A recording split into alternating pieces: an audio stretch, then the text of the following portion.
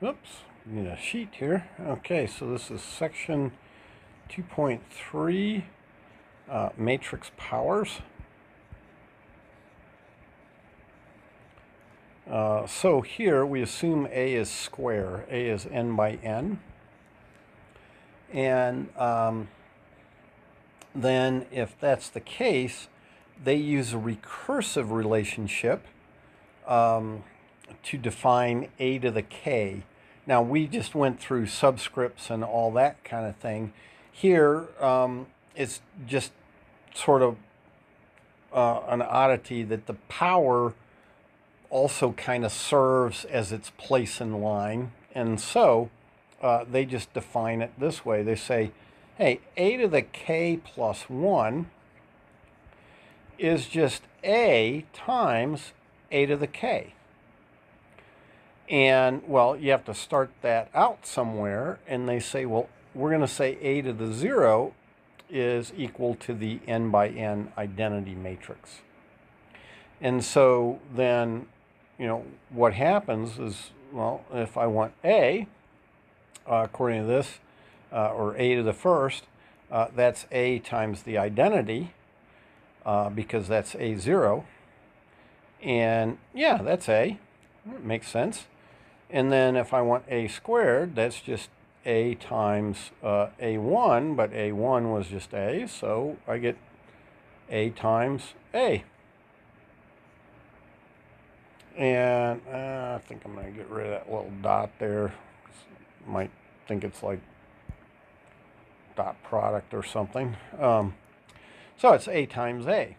And, you know, similarly, you know, a cubed, well, that's a times a squared, but that would be a times, well, and in all of the, you know, this one I could put an I there, and, you know, a times I, and there you go. So there's a recursive relationship to talk about what it means to raise a to an exponent. And then for these powers, there are various identities, and now a very, very important thing here is on these rules, they mention that provided a times b is equal to b times a. Well, that certainly doesn't always happen. And so, you know, I think it's important to realize which ones are depending on that. So we've got one where it says a to the m times a to the n is just the same thing as a to the m plus n. Sure, that works out this fine.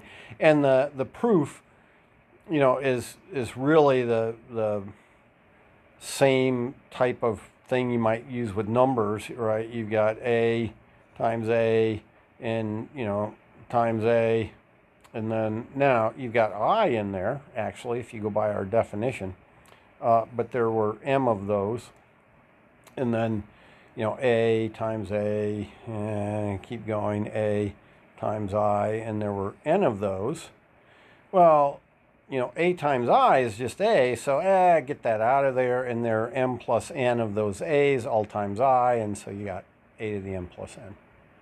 And similarly, they mentioned that, you know, if I have a to the m raised to the n, I can just multiply those exponents, and I get a to the m n.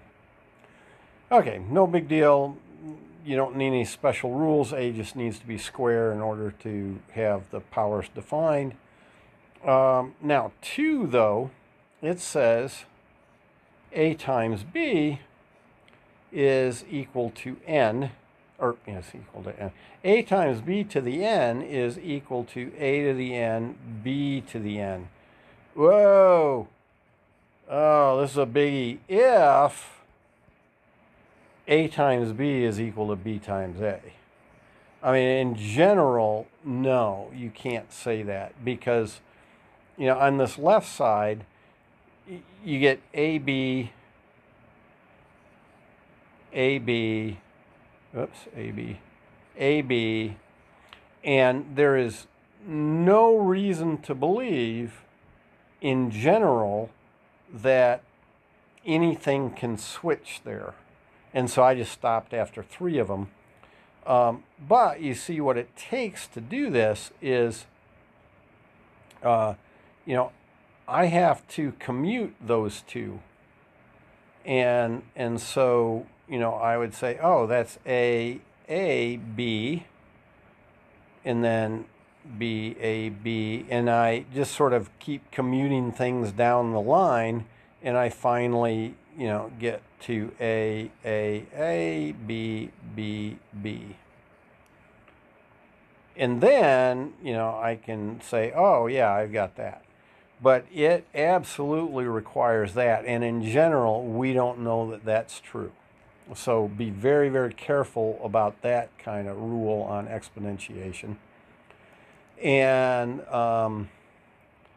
then 2, oh, wait, oh, 3, I'm not good with numbers.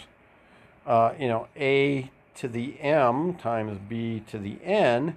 They're saying that's the same as B to the N times A to the M. Well, again, if A and B commute, and I guess actually all the way down, you know, all their other rules assume this commuting. So the first rule doesn't, but the rest do. So like A plus B squared, well, you know, that's A plus B times A plus B.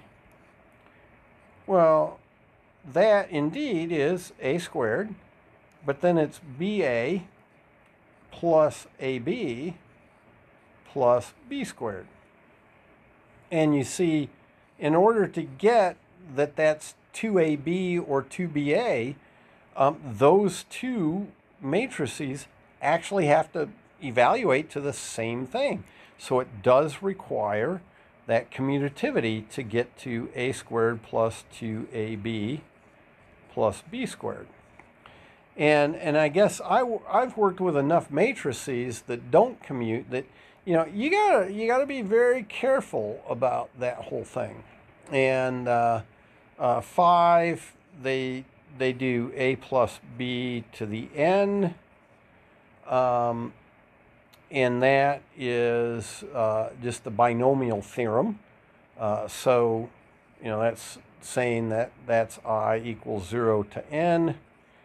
And you have to use the combinations formula for the coefficient, and then you get A to the I, B to the N minus I, right? And so, you know, if I had A plus B to the 4th, you know, that says that that's 4 choose 0, A to the 0, B to the 4th,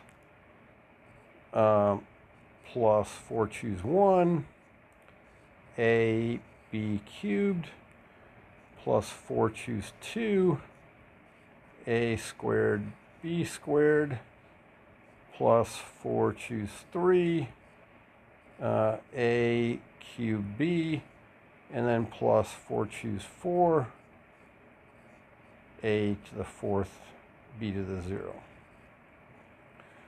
Okay, so that's that formula.